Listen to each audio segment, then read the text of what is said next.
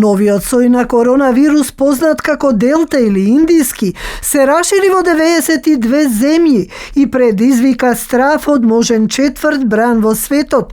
Ова варијанта е многу позаразна од сите нови мутации, како и од британскиот алфа сој и првичниот кој се појави во Вухан и се пренесува многу побрзо. Експертите сметаат дека неминовно е вирусот да се појави и рашири и кај нас, но опасноста лежи кај младите кои ќе го пренесуваат преку дружења, предупредува професорот Драган Даниловски. Зошто по младите? Затоа што, например, само во Британија преку 95% од постарите од 65 години се веќе вакцинирани. И сега вирусов едноставно таму нема погодна почва, таму нема простор за циркулација и бара место под сонцето таму каде што може да се шири, кај што е лабаво. Тоа го наоѓа, тој простор го наоѓа кај помладите генерации кои што или се невакцинирани, или се вакцинирани со една доза. Така што тоа е едно од објаснувањата зошто кај помладите луѓе се шири. Меѓутоа тука има сега една квака, да речам, една замка. Младите, чувствувајќи се како да имаат потешка настинка, не обрнуваат внимание на симптомите премногу и продолжуваат да излегуваат на забави, да се дружат и понатаму. И тоа е она што од епидемиолошка гледна точка е многу битен фактор во врска со брзината на ширењето на вирусот. Освен Британија, каде 90% од заразените се со индискиот сој и неколку земји во Европската Унија, вирусот е детектиран и во наша близина – Италија, Хрватска, Грција, а во 2 изолирани случаи е потврден и кај нас, кај луѓе што се вратиле од Ирак. Но загриженоста е голема, бидејќи овој сој не се разликува од потешка форма на настинка и тешко се распознава. Затоа е потребно задолжително тестирање, посочува професорот Дејан Докиќ, пулмолог и алерголог. Карактеристично е што овој делта сој не предизвикува толку често губење на мирис и вкус што беа карактеристични за алфа сојот. Повеќето симптоми се должат воглавном на течење на носот, болки во грлото и главоболка. И личи на една потешка настинка. И затоа е многу тешко да се препознае и затоа треба пациентите да се тестираат, да не ја сметаат за настинка, бидејќи отсуствуваат оние карактеристични симптоми што беа претходно препознатливи за алфа варијантата на COVID-19. Епидемиолошката состојба засега е мирна. Мерките остануваат исти: носење маска во затворени простори, хигиена на рацете, дистанца. Но границите се отворија, полесно се патува и влегува во нашата земја. Со тоа се зголемува ризикот индискиот сој набргу да влезе во земјава, а неговите карактеристики го прават да биде загрижувачки, вели доктор Мери Киријас, имунолог. Значи не е една мутација, туку се повеќе. Едната од нив ја зголемува трансмисивноста и според пресметките што се гледаат во бројот на заразени, се смета дека е многу по-трансмисивен, значи полесно се пренесува во однос на британскиот за многу пати. После има мутација, значи тие се сите на спајк протеинот, која што го зголемува силата на вирусот да навлезе во клетката домаќин, значи да се врзе за рецепторот и да нападне, и има и мутација со која што избегнува дел и од неутрализирачките антитела. Сето тоа го прави да биде всушност варијанта која што е загрижувачка и како таква означена и од СЗО и за која што треба да се внимава, односно како што гледаме и брзо се шири. Македонија не е изолирана земја и веќе не е на листата ризични земји, но пандемијата не е завршена. Вирусот наоѓа начини да напаѓа и никој не знае уште колку ќе трае. Новата варијанта на коронавирусот, познат како Делта или индиски сој, предизвика сериозна загриженост секаде во светот. Вирусот е реалност и прашање на време е кога и како ќе се појави. Главниот проблем е сега како ќе се справи здравствениот систем. Надежта останува во вакцините. Масовна вакцинација со 2 примени дози е она на што е ставен акцентот секаде во светот, иако искуствата со Pfizer и AstraZeneca покажаа дека имаат помала заштита кај овој вирус. Една студија во Lancet укажува дека заштитата на Pfizer и BioNTech од 92% кон алфа сојот паѓа на 80% спрема делта сојот, додека пак Оксфордската од 73 паѓа на 60% заштита. Меѓутоа, треба да знаеме дека сите вакцини, кога ќе кажеме дека се 90% ефикасни, тоа значи дека заштитува во 90% од тешка клиничка слика или од смрт. 4 недели после првата вакцина од било која претходно спомнати, се развива заштита од околу 50% кај населението што ја примиле вакцинираните. Додека пак према делта сојот паѓа до 40%, што значи се намалува процентот на заштита и после првата, но исто така и после втората доза. Се уште се смета дека вакцините се едно од најважните мерки во превенирање на заразата со COVID-19 и новите мутации кои што ги спомнавме и кои што можеби ќе дојдат допрва. Масовната вакцинација и кампања, теренската имунизација треба да овозможат што повеќе луѓе да се заштитат. Природниот имунитет кај прележаните е заштита, но нивниот процент со кој се калкулира во јавноста не е реален за да имаме колективен имунитет. Тие бројки за прележани околу 6% дека имаат, мислам дека се премногу високи, а многу од прележаните се и вакцинирани, значи секако не можеме да ги собираме тие бројки. Процентот на вакцинирани се уште не е многу низок, за да може да зборуваме за колективен имунитет. Со новите мутации, новите соеви, тие бројки на луѓе што треба се очекува да имаат имунитет доаѓа до 80%, така што мислам дека масовна вакцинација во овој период на летото треба да се искористи за кога ќе дојде есента и можноста поголема, нели заради престој во затворени простори, повеќе и поголема можност за ширење на вирусот, да не бидеме изненадени повторно и да не биде оптеретен здравствениот систем. Е многу важно тоа да се направи во овие 2 месеци, кога навистина бројките се пониски, а да можеме што поголем процент од населението да се вакцинира. Сепак 10% е премногу ниско за да се потпреме дека сме блиску до некаков колективен имунитет. На еден многу важен сегмент за тоа како треба да постапуваат епидемиолозите при појава на вирусот, укажува професор Даниловски. Потребно е да се на ниво на индивидуална обработка на заразените, бидејќи се во почетокот ќе бидат мал број. Имаме за доволно епидемиолози кои што ќе мораат секој случај најминуциозно, најригорозно, најтемелно епидемиолошки да го обработат, да му направат епидемиолошка анкета.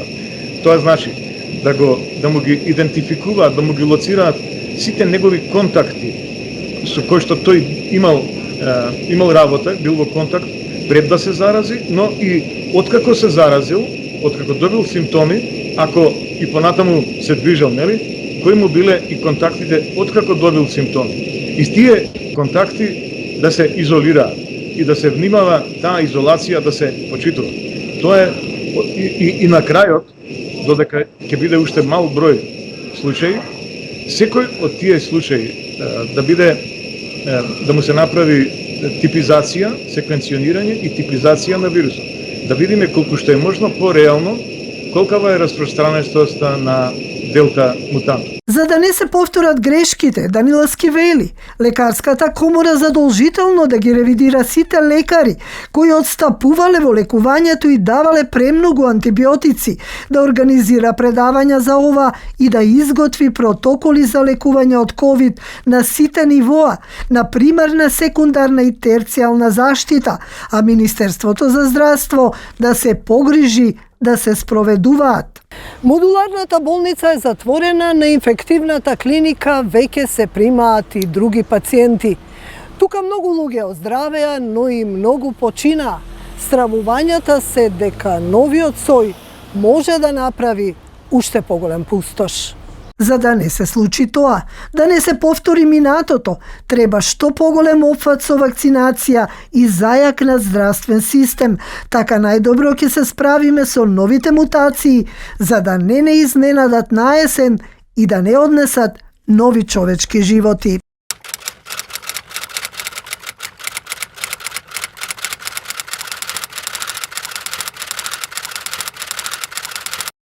Докторе, делта сојот или индискиот сој, но да не стигматизираме, нели?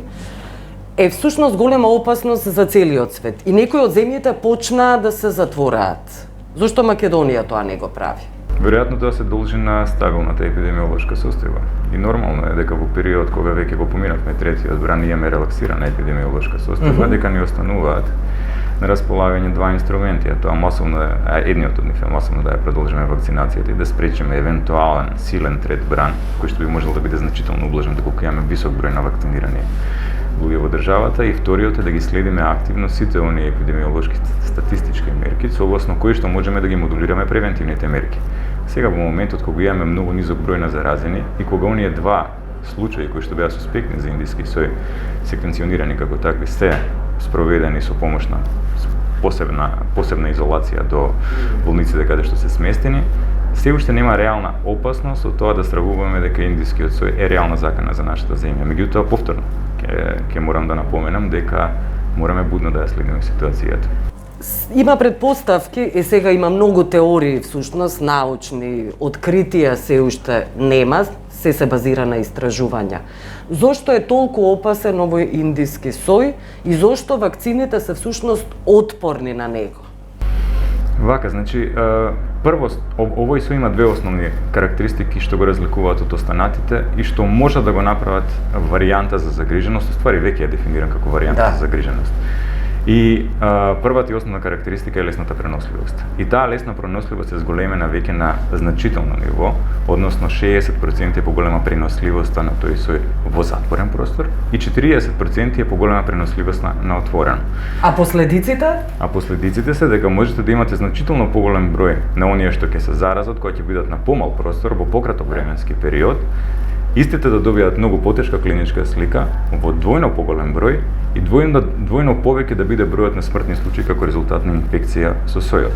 Меѓутоа, во однос на тоа колку овој сој во иднина ќе можеме да го контролираме, никој не може да предвиди, без разлика на научните истражувања кои се направени во однос на тоа. Се уште останува мистерија зошто на овој дел, на Балканскиот полуостров, каде што сме ние, има многу низок број на заболени.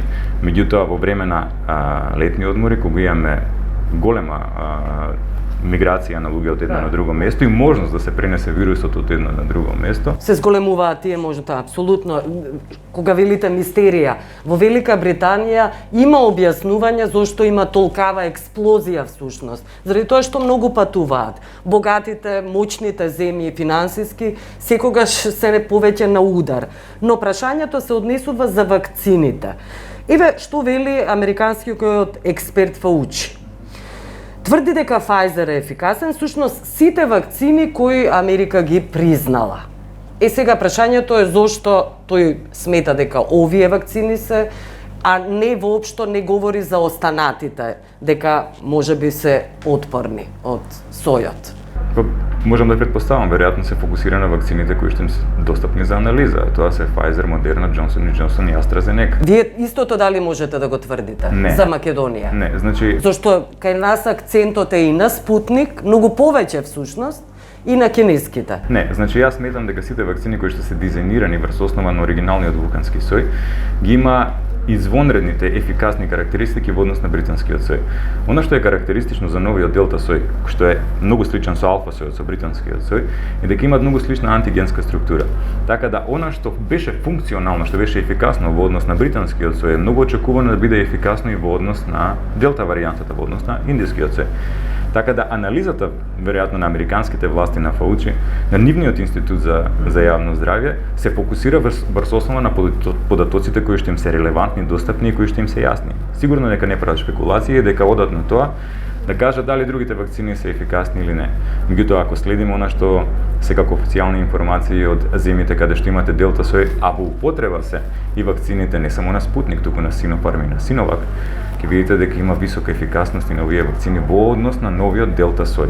Баш поради антигенската сличност помеѓу британскиот и помеѓу индискиот сој, односно алфа и делта варијант. И сега знаете кој е прашањето.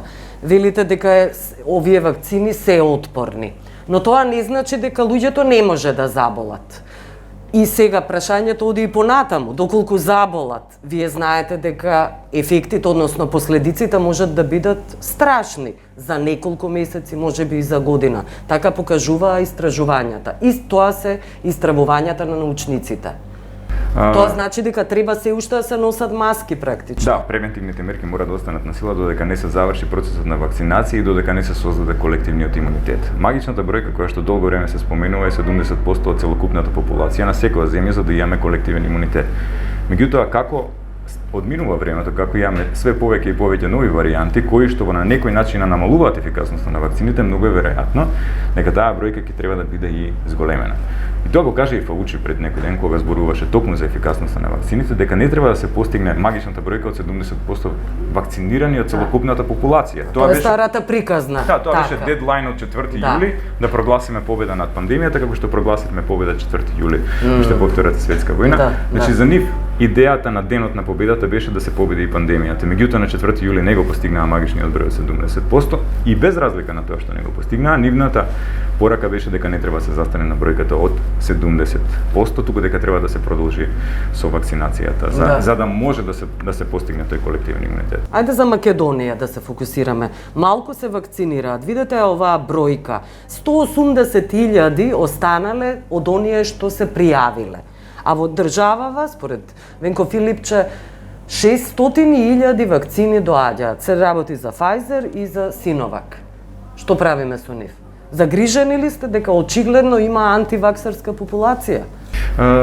Тоа се два различни аспекти кои што треба да ги разгледуваме. Значи прво имаме дефинитивно сериозна количина на вакцини која што треба да ја употребиме во најкраток можен период. Се уште викам дека епидемиолошката состава е прилично стабилна, дека немаме проблеми и тоа треба да го искористиме како момент на една релаксираност на вирусот во однос на тоа како го напаѓа нашето население и да извакцинираме колку што е можно повеќе. За да не ги наполниме болниците ако не успееме во процесот на масовно вакцинирање.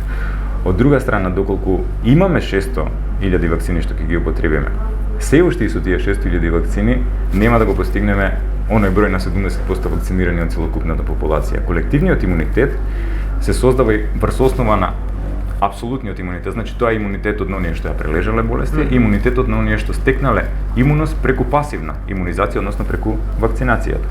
И кога ги соберете тие во една сумирана бројка, повторно не се доволни. Нема да бидат доволни затоа што како што каже и Фаучи, бројката од 70%, посебно кога имаме нови варијанти на вируси, како што е делта варијантата, ќе треба да биде поголема затоа што ќе треба на тој начин да се адаптира имунитетот на населението во однос на начинот на кој што се избегнува од новите варијанти на вирусот. Оваа варијанта на вирусот има посебна карактеристика да се лепи за влезната врата во организмот, тоа се најчесто пилите дробови, полесно да продира во клетките и да има висок вирусен полнеж за многу кратко време.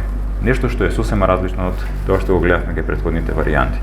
И тоа ќе биде навистина сериозен проблем доколку имаме мал број на вакцинирани. Сега е баш периодот кога Европа, светот, се трудат да вакцинираат колку што е можно повише, затоа што не знаат што ги очекува при евентуален бран во кој што доминантна ќе биде делта варијантата. Замислете каква е ситуацијата во Велика Британија. Велика Британија има вакцинирано повеќе од 60% од своето население. И тоа велат не е доволно. И очигледно е дека не е доволно затоа што кај нив бројките речиси се троduplira во период од неколку недели. Има 1500 заболени, ново заразени секојдневно пријавени, па сега има 6000 и повеќе заразени во текот на секој ден. И тоа се со останати превентивни мерки на сила кои што не беа симнати на 21 јули како што најави Борис Џонсон, дека конечно ќе бидат тргнати и последните мерки на превентива кои што ги ограничуваа луѓето во своето движење, во одвивањето на нормалните дневни активности и останувањето на превентивните мерки на сила во Англија е уште еден индикатор дека се работи за сериозна варијанта на вирусот. Да. Добро, ви благодарам. Ви благодарам и на вас.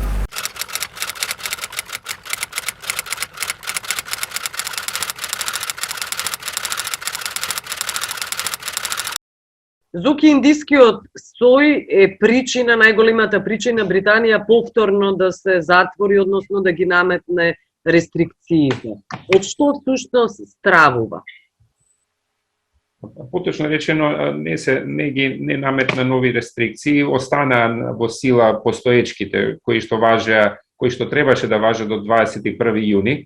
На 21 јуни се очекуваше отворање, речиси целосно отворање и повлекување на ограничувањата. Меѓутоа, со појавата на Делта вирусот, Делта варијантата на COVID-19 вирусот, се зголеми бројот на заразени и се зголеми бројот на починати, откако предходно, пред појавата на овој вирус, беа забележани неколку денови без ниту еден починат, а бројот на заразени драстично се намали. Меѓутоа, со појавата на овој вирус, сите тие бројки почнаа да растат. Сепак се уште се далеку од големи, поради што, меѓутоа, сепак владата реши да го продолжи применувањето на постоечките ограничувања во движење и пружање на сите услуги на кои што бевме навикнати барем пред појавата на пандемијата. Во меѓувреме, со продолжувањето на овие мерки излезе сега дека најновите бројки се дека се намалува бројот на заразени, а уште повеќе се намалува и бројот на починати, како една од причините за намалување на тие бројки се наведува големиот процент на вакцинирани во Велика Британија. Тоа е прилично парадоксално. Има огромен број на вакцинирани, практично имате имунитет, така наречен имунитет на стадо. И сепак рестрикциите повторно се на сила. А рестрикциите се, само да напоменам уште еден детал кој што веројатно е важен. Бројот на новозаразени, голем дел од бројот на новозаразени и починати не беа целосно вакцинирани или пак делумно беа вакцинирани. Значи, поголем бројот на луѓето заразени со Делта вирусот не беа воопшто вакцинирани. А извесен помал број од нив има примено првата доза на вакцина, меѓутоа сепак во првите недели по прием, тие се имаат заразено во првите недели по приемот на првата доза вакцина, откако се вакцинира со првата доза.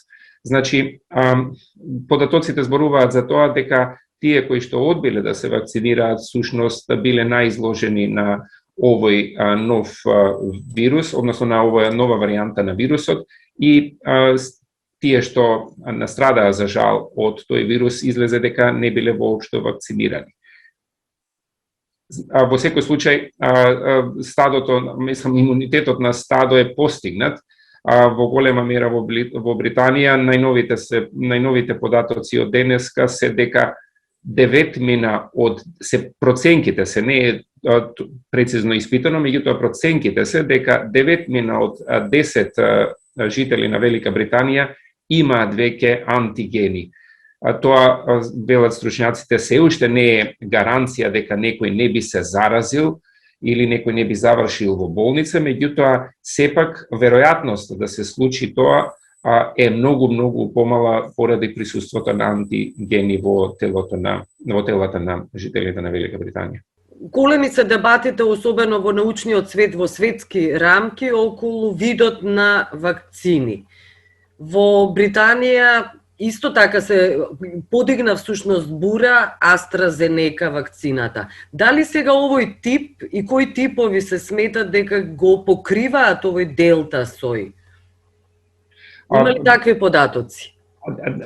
Јас немам најдено податок дека ова или она вакцина е поефикасна во справувањето со Делта варијантата. Се вели дека вакцината сепак многу помага во справувањето и со овој вирус. Се додава дека е многу повирулентен, дека многу полесно се шири од сите досега појавени, меѓутоа сепак дека вакцината помага во справувањето со овој најнов вид на вирус.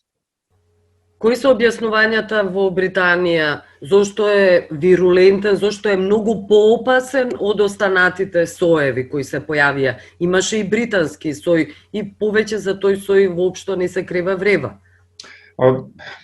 За жал, тоа се веројатно стручни дебати кои што не се допрени со многу повеќе детали во јавноста.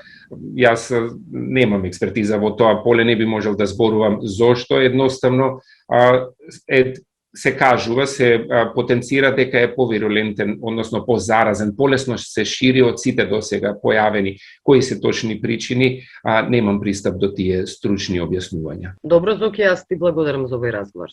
Молам.